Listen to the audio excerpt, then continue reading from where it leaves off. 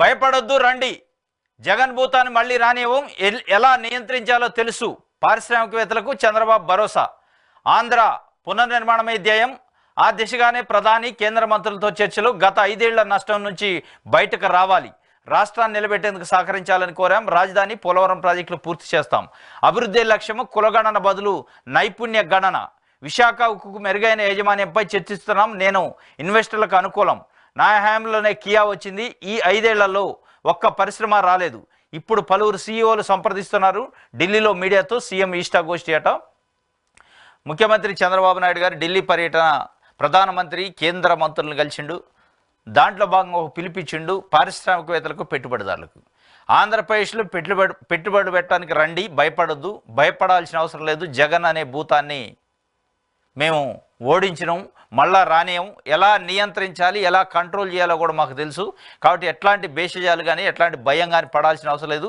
మళ్ళా జగన్మోహన్ రెడ్డి గెలుస్తాడని ఏమైనా భయం ఉందేమో మీకు, కానీ అట్లాంటి అవకాశాలు లేవు అని ఒక చెప్పే ప్రయత్నం అయితే చంద్రబాబు నాయుడు గారు చేశారు.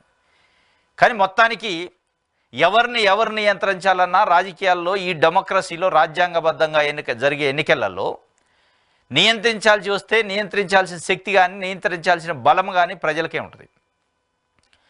ప్రజలు ఇస్తే బలం వస్తుంది, ప్రజలు తీస్తే బలం పోద్ది. అది చంద్రబాబు నాయుడు గారా, జగన్మోహన్ రెడ్డి గారా, ఇంకో మోడీయా, XYZ ఎవరైనా కావచ్చు.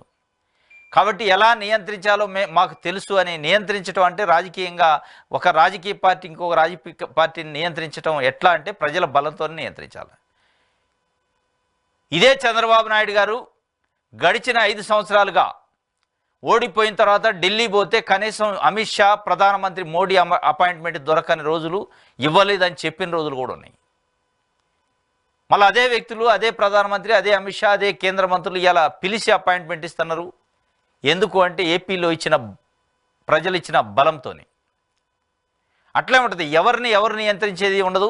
కాబట్టి మేము నియంత్రిస్తాం. కానీ ఒక రకంగా ఏంటంటే పారిశ్రామికవేత్తలను, పెట్టుబడిదారులని ఆకర్షించే ఒక ప్రయత్నం చేస్తున్నారు. అది ఎంతవరకు సఫలీకృతం అయింది? తెలంగాణ ముఖ్యమంత్రి రేవంత్ రెడ్డి గారు నిన్న ఒక ప్రెస్ మీట్ ఢిల్లీలో మాట్లాడుతూ, ఆంధ్ర కంటే, అమరావతి కంటే హైదరాబాదు, బెంగళూరు బెటర్ పెట్టుబడులు పెట్టడానికి, మహారాష్ట్రానికి రండి అని ఆయన చెబుతున్న పరిస్థితి వాస్తవం కూడా అది. కొంత ఏపీలో ఉన్న పరిస్థితుల దృష్ట్యా పెట్టుబడులు రావడం కష్టంగా ఉంటుంది. కానీ దాన్ని చంద్రబాబు నాయుడు గారు ఒక రాజకీయంగా, జగన్మోహన్ రెడ్డి గత 5 సంవత్సరాల పరిపాలన చేసిన కాబట్టి జగన్మోహన్ రెడ్డి చూసే పెట్టుబడిదారులు రాలేదు అని ఒక చెప్పే ప్రయత్నం అది చేస్తున్నారు. రండి అని చెప్తున్నారు. క్యూ కడుతున్నారట సీఈఓలు, వస్తే మంచిదే. ఇది ఒక వార్త. చంద్రబాబుకు హైదరాబాద్లో ఘన స్వాగతం. బేగంపేట నుంచి జూబ్లీహిల్స్ దాకా ర్యాలీ. విమానాశ్రయంలో గజమాలతో సన్మానం. సీఎం అయ్యాక తొలిసారి హైదరాబాద్ వచ్చిన చంద్రబాబు కేరింతలతో అభిమానుల స్వాగతం. చంద్రబాబు నాయుడు గారికి నిన్న బేగంపేట విమానాశ్రయం నుంచి జూబ్లీహిల్స్ వరకు పెద్ద ఎత్తున ర్యాలీ చేశారు ఆయన అభిమానులు, పార్టీ కార్యకర్తలు. మొత్తానికి మొట్టమొదటిసారి ముఖ్యమంత్రిగా ప్రమాణ స్వీకారం చేసిన తర్వాత మొట్టమొదటిసారి హైదరాబాద్ వచ్చారు. ఢిల్లీ పర్యటన ముగించుకొని డైరెక్ట్గా ప్రత్యేక విమానంలో బేగంపేట వచ్చారు.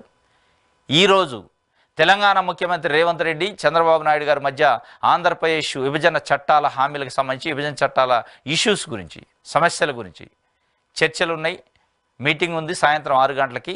దాని సందర్భంగా అందుకే హైదరాబాద్లో ల్యాండ్ అయ్యారు. ఈరోజు ఆ meeting plus Telangana Telugu Desam party నాయకులతో కూడా ఇదే రోజు రేపు సమావేశం పెట్టుకున్నారు హైదరాబాద్లోనే, తెలంగాణ తెలుగుదేశం పార్టీకి సంబంధించి ఎన్టీఆర్ ట్రస్ట్ భవన్లో.